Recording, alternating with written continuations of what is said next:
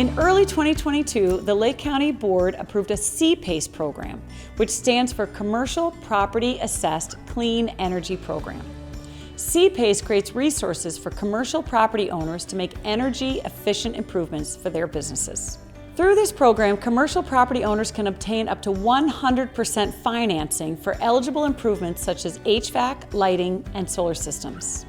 This program will assist in reducing the carbon footprint of Lake County, and we encourage you to learn more at www.iecapace.org. I'm Anna Maria Kowalik with the Illinois Energy Conservation Authority, or IECA.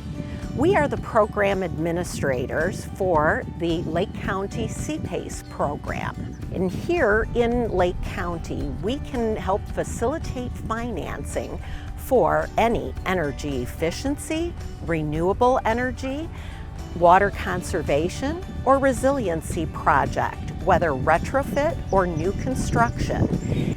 Commercial properties which are eligible for improvements would include office, retail, industrial, manufacturing, healthcare, hospitality, anything that has an income source and can be considered commercial property, including multifamily dwellings of 5 units and greater, especially those which are leased.